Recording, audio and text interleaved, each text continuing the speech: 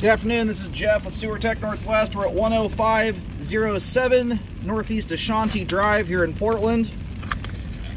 I describe everything as if you're, in this case, I'm going to describe it as if you're, well, we're right next to the crawl space entrance at the back of the house. So basically, as you're standing kind of facing the front door and or garage area, we're on the back side of the home. We've got a 3-inch ABS clean out. This thing sticks about 3 feet out of the ground. You cannot miss it. We're going to check the overall condition and serviceability of the sanitary sewer line.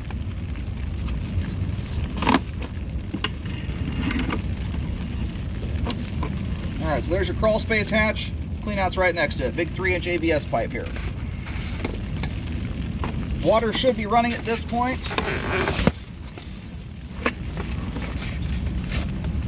It's actually going a different direction I thought it was going to here. This may end up wrapping around. We'll see. Anyway, we zeroed out the foot counter. Off we go here.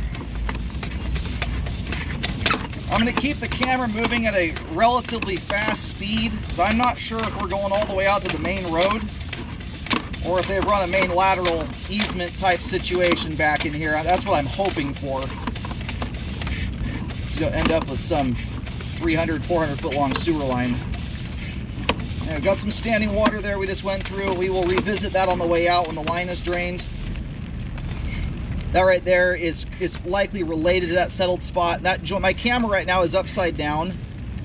What you're seeing there on the bottom of the screen is actually the top of the pipe there. You've got a separation and somewhat of an offset. The lip of the offset is not in the flow line. My little bit larger concern with it is some of the substance that's coming off of that joint there almost looks like dirt.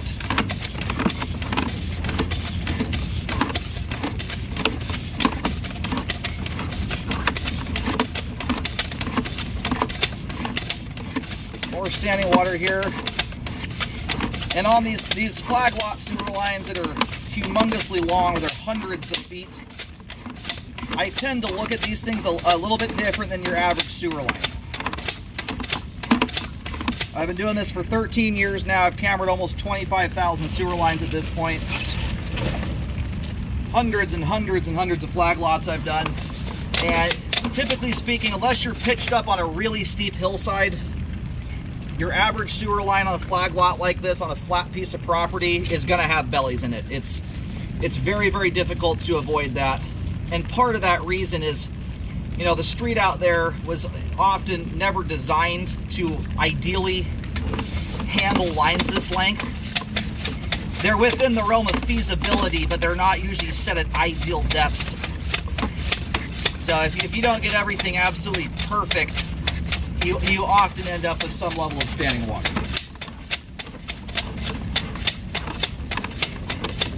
So these I tend to treat a little bit more on the treat it nicely and maintain it side rather than just jumping always straight to repairs.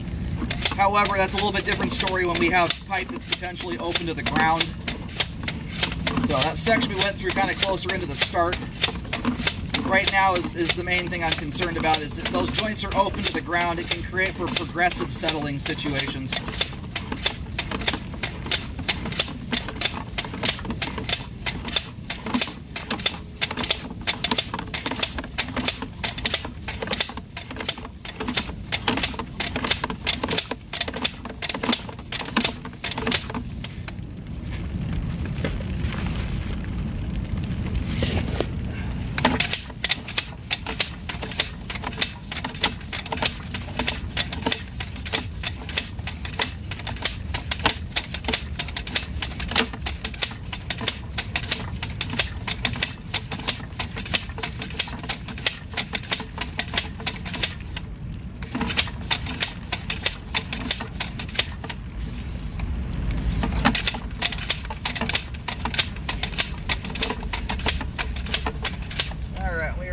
At the extent of my camera here.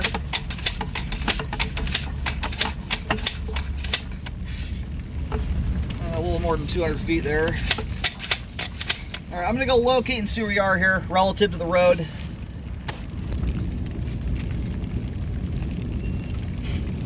Alrighty, located the camera head successfully. So in this circumstance, it's probably easier to describe it as if you're standing all the way out on the main road, just facing up the big flag lot driveway.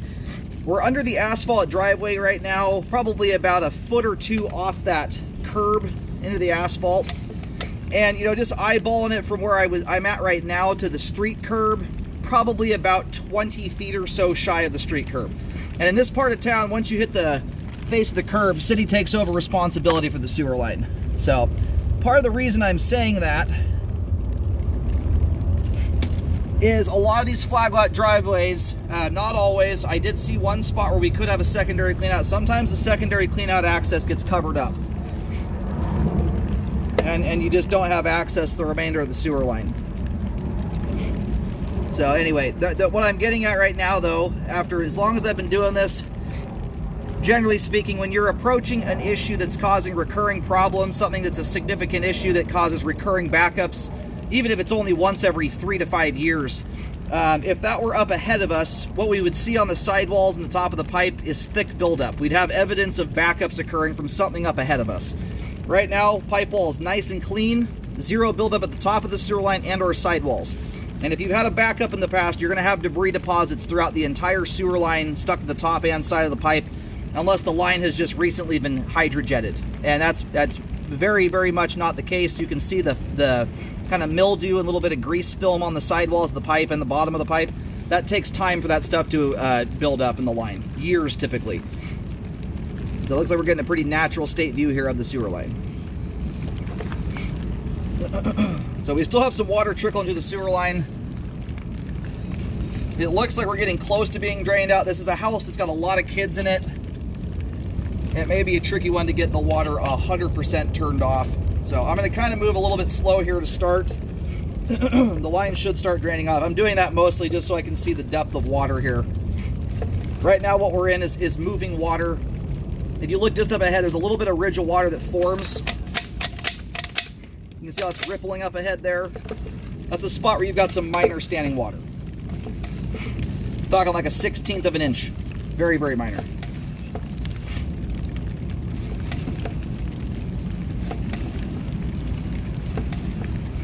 And part of the reason I don't jump to recommending repairs on these is that the repair cost is extreme on lines like this, and you're often having to, you know, let's say for instance you've got a 10-foot belly. The line certainly has more pipe than that that's got standing water in it.